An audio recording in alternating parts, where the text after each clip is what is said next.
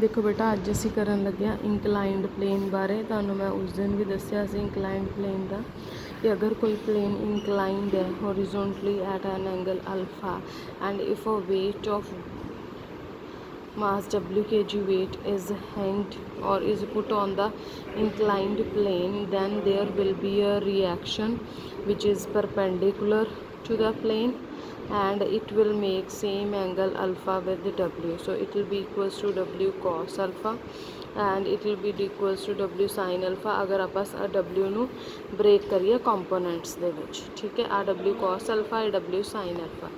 Similarly वो कहते अगर एक इत्थे फोर्स लगती पई है एफ जो कि इहदे नाल एंगल बनाती पई है थीटा, तो अपने को की आएगा एफ कॉस थीटा हॉरिजॉन्टली है और इनके उपर ये जड़ी है ये बनेगी एफ साइन थीटा। हुण अगर मैं हॉरिजॉन्टली और वर्टिकली रिजॉल्व करा तो मेरे को आ जाएगा R plus F sine theta minus W cos alpha, क्योंकि ऑपोजिट है तो इनके अगे माइनस लगेगा। ठीक है, एक आ जाएगा W sine alpha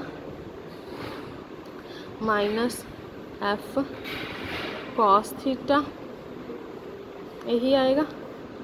this will be equal to 0 अगर इक्विलिब्रियम च। ठीक है, सो इस चीज़ का ध्यान रखना हमेशा। आ दो इक्वेशनस आ गई, तो एक तरह नाल मेरे को R plus F sine theta, हाँ जी आ ठीक है मेरे को।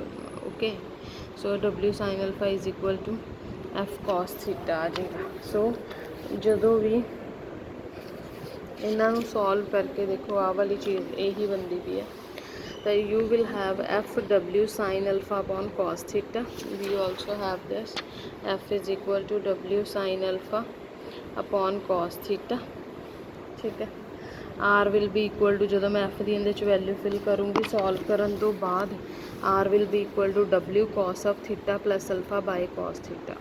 हुण अगों केसिस या क्रॉलरीज या डिडक्शंस जो मर्जी बोल दो कि इफ जड़ी एफ फोर्स है वो बजाए कि थीटा एंगल बनाने दे अलॉन्ग द प्लेन ही हो जाए, मतलब उस केस जो थीटा की हो जाऊगा 0 अगर एफ मेरे को इत्थे आ गई तो ठीक है अलॉन्ग द प्लेन आ गई या पैरेलल टू द प्लेन आ गई तो थीटा की हो जाएगा 0।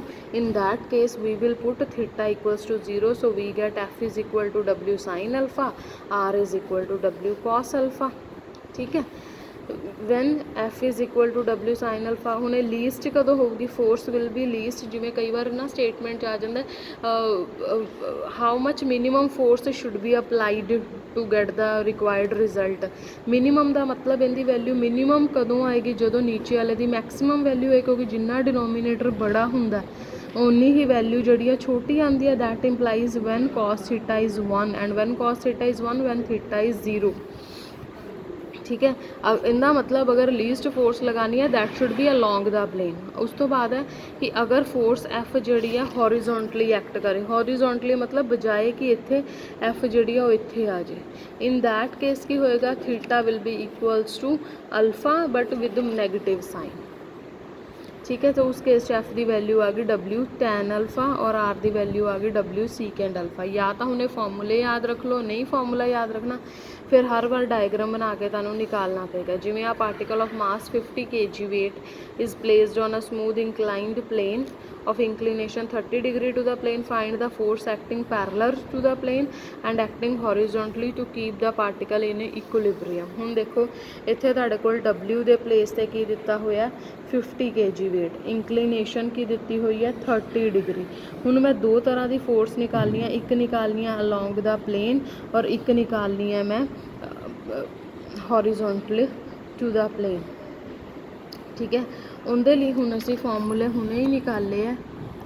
अलॉन्ग द प्लेन का मतलब असीं थीटा की लेके चलना है 0, दैट इंप्लाइज एफ किंदे इक्वल आ जाएगा डब्ल्यू साइन अल्फा दे वैल्यू फुल करके आंसर आ जाएगा। एक्टिंग हॉरिजॉन्टली है तो एफ नूं तुसीं की कंसीडर करना है डब्ल्यू टैन अल्फा, उनदे नाल तुहाडा आंसर आ जाएगा। ठीक है, इन्हां चीज़ां दा तुसीं ध्यान रखना सॉल्व करते हुए, नहीं तो तुसीं डायग्राम बना के सॉल्व करना, तुहाडी इच्छा डायग्राम बना के सॉल्व कर लो।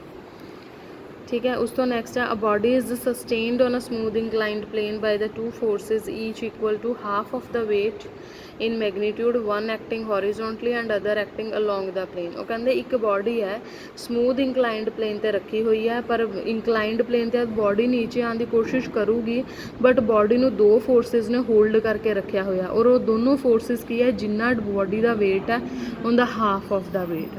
ਸੋ ਇਹ ਵੀ W/2 ਹੈ, ਇਹ ਵੀ W/2 ਹੈ, ठीक है।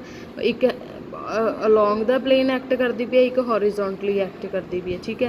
ये भी एंगल अल्फा बनेगा, आ वाला एंगल भी अल्फा होएगा and this angle should also भी अल्फा है। तुसी ना alternate angle in the parallel lines कितने होंगे, okay. So let alpha be the inclination of the plane to the horizontal, W be the weight, R be the reaction of the plane acting normally to the plane.